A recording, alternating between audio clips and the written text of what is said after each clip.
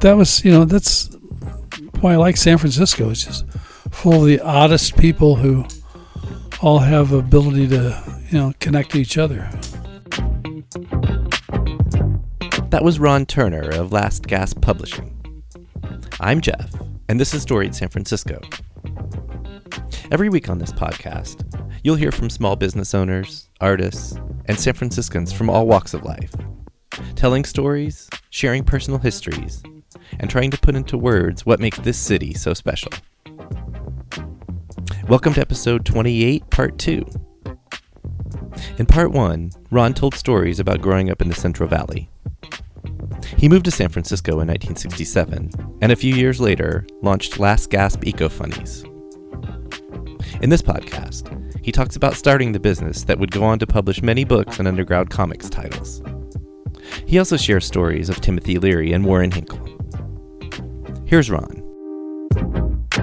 So then I was making $50 from unemployment, but it was a little harder to get unemployment then. You had to actually go out and visit places to get jobs and get things signed and come up with lists. And it finally dawned on me, if I went to some place that everybody was going to, they wouldn't keep records because it cost them too much money to keep track of all these people. So I guess that was a good thing to figure out finally. But we were doing more and more. My girlfriend at the time had been Cesar Chavez's secretary, and she headed up some of the grape boycotts and down the valley. And when I'd worked down there, I'd been very, very partial to the farm workers. And of course, through our theaters, we used to sometimes carry 16 millimeter movie projectors out to the labor camps and show movies for from the enlightened farmers. There were some unenlightened farmers. So, people like, again, go back to Tracy Desjardins. Her dad, Bill, only they pronounce it Desjardins down there in the valley. We all were in high school together at Dos Palace High. And he's a farmer, but enlightened. There were a lot of good people who tilled the soil. I got to tell you a story about Tracy. One time was, I don't really know her very well. Made cookies with her at Jean's and by Christmas, Jean Salazar, so I'm with my wife Carol, and we went to some dinner celebration at Jardiniere, and I noticed that on one of the specials was pheasant. So I wrote a little note, sent it back to the kitchen. Said, "Hey Tracy," said, "Is your pheasant up to the Fireball standards?"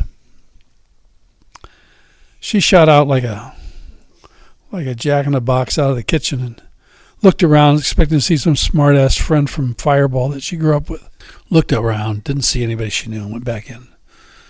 And later, we got a complimentary dessert with a little note attached. She says, "No, that pheasant is not up to Fireball standards. My father didn't shoot it." I am going to miss Jardiniere. That place was special. Oh, there's so many great restaurants. I always liked Henry's Hunan. I like Henry's. My wife Carol found that place, and we all went down there for years when it was on Kearney, a little tiny place. And the menu was about 20 pages long, most of which was history of Hunan province and about Mao Zedong. And Henry Chung had been in the foreign service in China when World War II broke out, and he had a very, very interesting background as a result of that. And he ended up getting most of his family in through Houston and then into San Francisco. Anyway, we made friends with Henry, and I helped him get his cookbook published, and it was the New York magazine had listed as the best Chinese restaurant in the world. Well, you couldn't have a better cover slash than that. And nobody was at that time into really hot Chinese cooking, if they weren't hot Chinese people. So we became good friends with Henry, and Henry was one of the few older guys, let alone an older Chinese guy, who liked underground comics. So I used to go over with Tim Boxell, who's now teaching at the Art Institute and Actually, the Academy of Art. the Academy of Art. I work with Tim a little bit. You work with Tim, okay. I work there, yeah. Tim and Good guy. I and Greg Irons used to go over and bring Henry a big stack of Underground comics and have a great lunch with him occasionally. Miss that guy. He died a couple of years past, his 90s. So, but that was, that's why I like San Francisco. It's just full of the oddest people who all have ability to, connect to each other. We started off officially as Last Gasp Eco-Funnies Company, and that was in 1970. We started having meetings in 69, so 50 years ago we were starting to have meetings about publishing a benefit book for the Berkeley Ecology Center, which was the first ecology center in the country, and of course needed funding, and we thought the coolest thing around was Underground comics, and if we wanted to pitch a message to youth about ecology, let's use what's the best thing that's being let in through the retinal bars at that time. So we chose Underground comics, and then the only problem was we had to figure out how to get the money to pay for it, and then what to do after we got it, and how do we get artists, and do things get printed, how do they get bound up, and how do they get distributed. It's all very curious. So I took on the job of doing this, and when we finally got the comic book done in time to be sold on college campuses for the first Earth Day, the Berkeley Ecology Center had changed by much of the staff had gone away in this 8 months since we'd started the project with them, and they didn't know what to do with it. We said, well, it's your benefit book. And they said, well, we'll take 10 copies. I said, 10 copies? I printed 20,000. Are you crazy? So anyway, I went back, and they were all in my garage, and I had to start selling them. And we come up with the name Last Gasp because we were trying to figure out what the name should be for the comic book. And there were many choices, and one of them, the choices for the comic book that one was called Slow Death Funnies. And this was a great comic. It was full of one of the cartoonists, every time I handed them a script about something, they'd say, oh, it's okay, I already got my own. The smart people were already into what was going on ecologically 50 years ago. And so you'd only hope that people have learned a little bit more since then. And so we needed a company name, so the runner-up was Last Gasp Eco-Funnies. So I took that for the company name. And fast forward, here we are now. 50 years later? Well, yeah, it was 1970 Earth Day that we went out. And we picked, just because it was fun, our Founders Day at April 1st. It seemed like a perfect April Fool's Day, because it's a pretty foolish idea. What am I doing now? I've got a garage full of, just lost my job at Kaiser Hospital. Nixon had cut the funds for the science things as the Vietnam War started to collapse. And although there was much more war to go, but it was already you could see that it was not nowhere to go. It was cost the economy everything, and it had to be paid for. And the cover is by the late great Greg Irons, who was a poster artist and a cartoonist, and he knew all kinds of. He was a smart guy. He became a tattooist, and his vision was, since we just landed on the moon in 1969, his vision was that here is a monster rising off the earth where it's already eaten part of the earth. And in its hair are the symbols of all the corporations that it represents. And then it's got one long arm reaching out and, just touching its evil claw onto the moon. So that was pretty much. And we had all kinds of ideas in there. And I was so happy that Robert Crumb did a piece for it. everybody it's hard to predict the future, and he predicted that Flaky Foont and Mr. Natural would be out on the Golden Gate Bridge together, discussing why Flaky was going to go jump off the bridge in his depression. And so Flaky jumps, but he lands in mud because by this time the oceans have dried up. So Crumb's vision of the future at that point was that it was going the other way. Somehow we'd lose all our water, and so it was kind of interesting, but both basically the same effect either way. What was next? Well, the next thing that came out was Trina Robbins, who's a wonderful cartoonist and just a tornado of strength, got hold of me and said, Ron, there weren't too many women in Slow Death, and she was doing a strip called Belinda Berkeley in a newspaper, underground newspaper for women in Berkeley called It Ain't Me, Babe. And she says, when are we going to do a women's comic? I says, I want to do a women's comic very badly. And she says, well, I've got one almost put together. I said, well, fine, I'll be over in an hour. And I came over and handed her $1,000 and picked up the artwork, and we were off to do It Ain't Me, Babe, the comic book. So that was like an all-women's comic, and it's, I enjoy sex and violence as much as the next perv, but I tried to do a lot of books that were more socially relevant and maybe in a slightly arcane way, but they were relevant. We did a series called Skull Comics, horror comics, but, use some good writers, use really good, if you're going to do that story. And we switched Slow Death over to a science fiction format because that's basically all about ecology anyway. So we did other books over the years. Amputee Love, which is written and drawn by amputees, or not drawn, the husband of an amputee.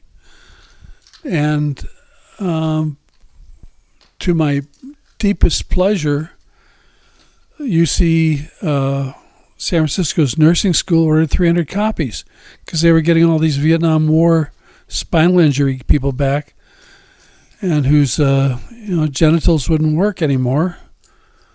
And they wanted to show that, in fact, disfigurement, if your genitals did work or you could get them to work, disfigurement didn't have to be a deal breaker. You could still be a sexual being, which was very important. But of course, we get a lot of. You also open the Pandora's box. I got 300 letters from, I would say, real pervs who were into. What's a perv anyway? Well, anyway, people who were into amputees. Almost all were men. Fetishists. Almost all were men. And some of the stories were hilarious. One of them included a Polaroid of a woman in a short dress in front of a screen door with the sunshine coming through, so her under parts were revealed through the thin dress. But you could really see that it was a guy in drag with his leg tied up behind him from the knee, so it looked like he was from the knee. It was like, please. I had some millionaire florist flew in on his private jet from Chicago to SFO to come around with a story of his son was married to an amputee woman and blah, blah. He wanted to help him see that there was some, legitimate sexual attraction. And I said, okay, well, here's how many copies do you want? And this guy was smelled of rose water and money. And he opened his wallet and pulled out, there was a batch of crisp $100 bills. And he handed me a $100 bill. And I said, I don't have change. Christ, don't you have $6 for 3 copies? And at that time, that was the first $2 underground comic, and it was like, hey, God, what's the matter with this moron? So he didn't mind. The thing, he gave me the $100 bill and said thank you. Left. He was like, so happy. Yeah. He was going to, beat his putt all the way back to Chicago, I guess. Fuck. Well, I had a lot of fun with Tim Leary. We became friends after he tried to... he was such a scoundrel. I loved him. But when he was in prison, one time he sent me a letter and a manuscript, and I thought, okay. Well, years later, I found out that he had sent out to 18 different publishers, slightly changing each storyline. And somebody else bid on it and got, Anyway, he and I became friends, and he had this book called Surfing the Conscious Net. And he wanted it done like a comic book. And he had all of his buddies in there, like Susan Sarandon was a character, and all these other people. He'd been married, I think, 7.5 times or something like that. I don't know. He's like, Tim had and he had a lot of Hollywood wives. Uma Thurman even he was married to her mother for a while. I don't know. But he, when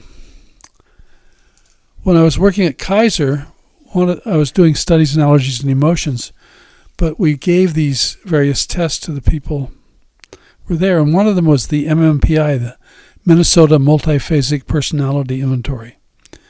And so as a psychometrist, being a test giver, I had to study a lot about these things. I also gave Rorschachs. I had to read over 100 books on the Rorschach. That's the ink blot. The ink blot test, yes. And the thing with Larry is that he used to work at Kaiser when he was doing when he was working on the Minnesota Multiphasic Personality Inventory. So I got access to all the files. So I got to go back and read all these things. The craziest thing was that the Dr. Feingold was the head of the allergy department, and he hated hippies.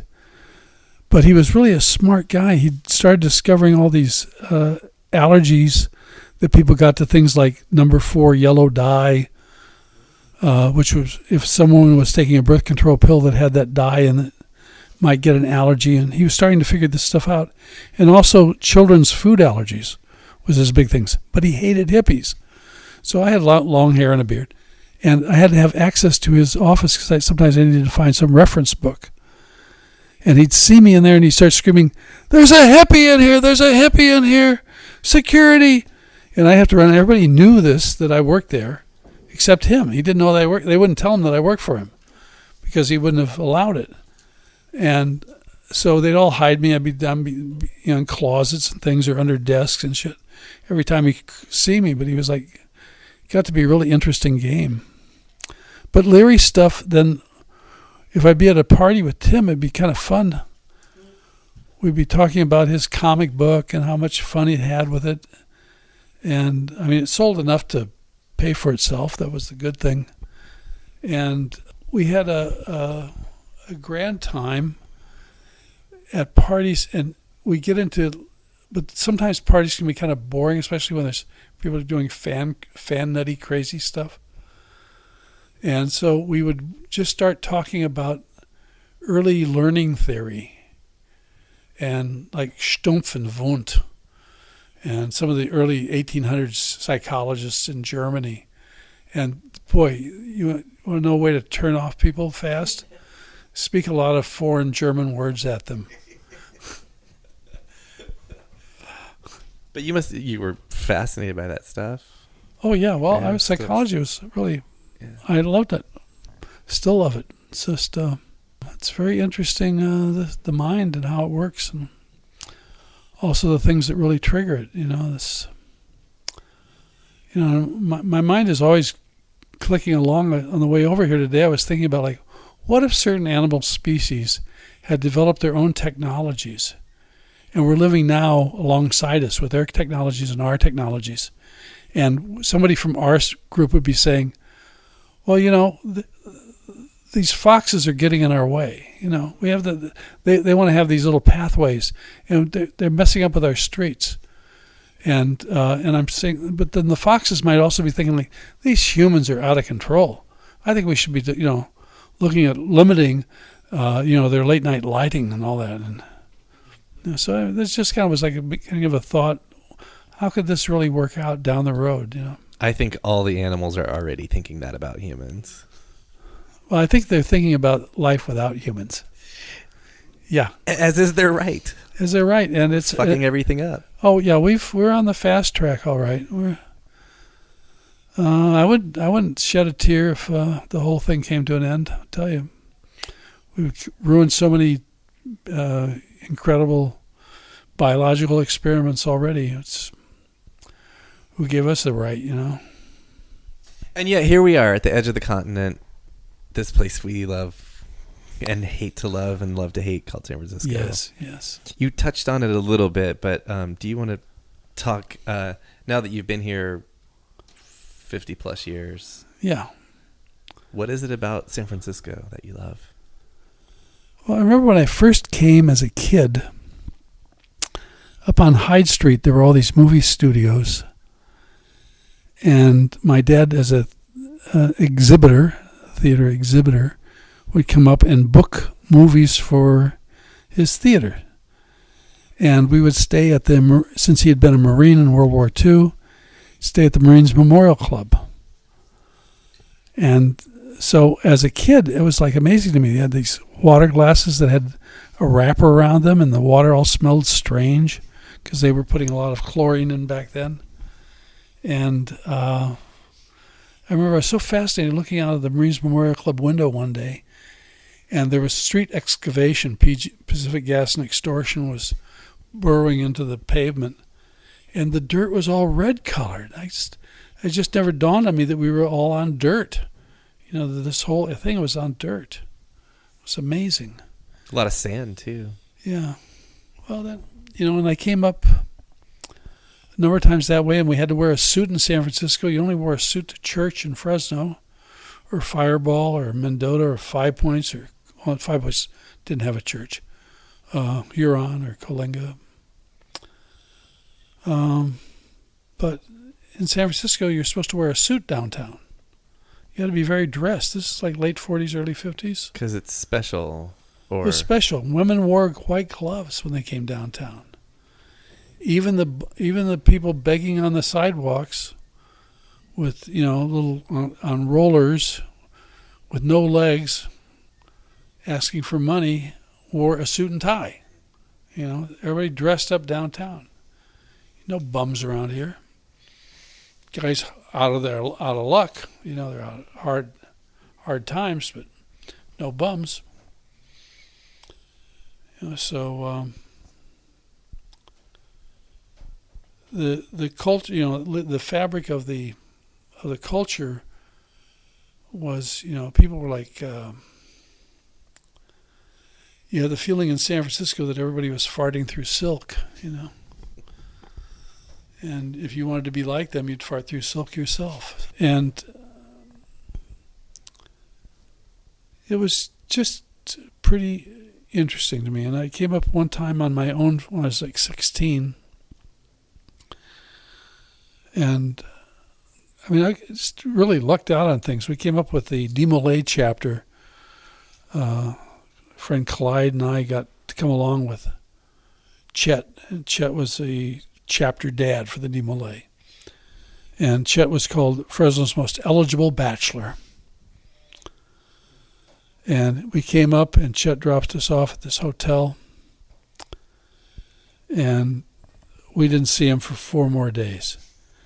Chet was completely gay, and he looked like he'd been rode hard and put away wet when he came back to us. He was just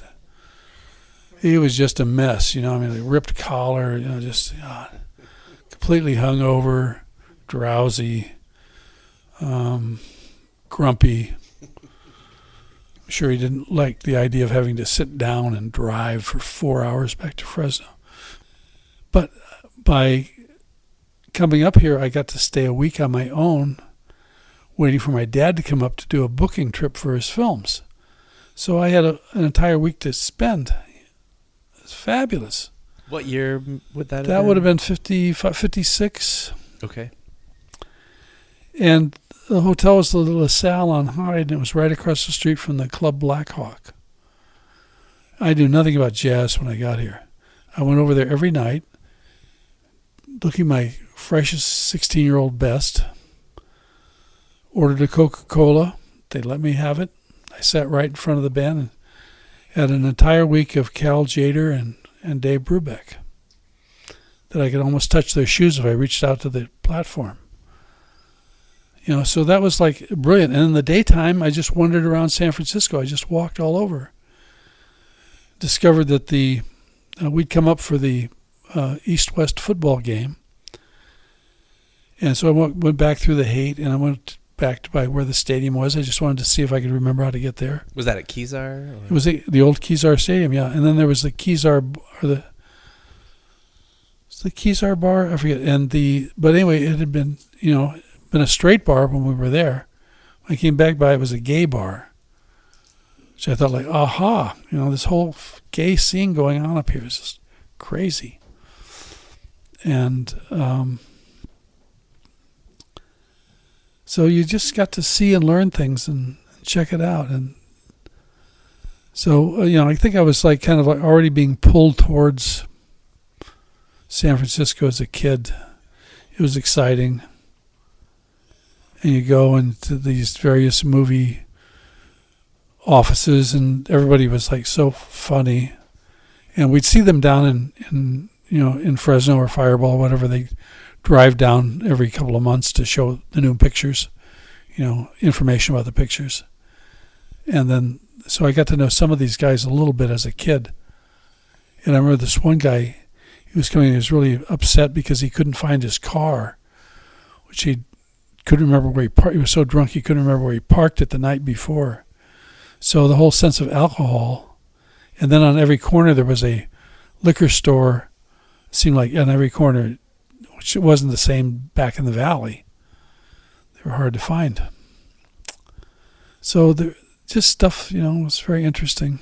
Well, I also lucked out. I ended up with a good friend about 35 years ago, Warren Hinkle, and I started hanging out together. And he was such a super reporter, and we all knew, we had people we knew in common. We knew the Mitchell brothers in common. And so for about for about a 12-year period there, his last 10 years and 2 years beyond that, we worked on a book called Who Killed Hunter Thompson? And if anybody has a chance to get a copy of that, they want to learn a little about San Francisco, please get that book. Warren has written it's a 544-page book. And it has most of the stuff about ramparts and Scanlons and Hunter Thompson and the Mitchell brothers and a whole bunch of other people. And although it's got 44 of Hunter's best friends writing stories about him, it also has a 200-page introduction by Hinkle. Oh, my goodness. So if you want to learn about San Francisco, I suggest you read that. And did you know Hinkle before the eye patch? No, he got that as a child. That was okay. There was I think an auto accident. Okay. He had told me one time, but he had kind of a hard voice to understand. Sometimes, especially late at night after 20 drinks. And I thought one time that he'd said that he got stuck with a wire in his eye.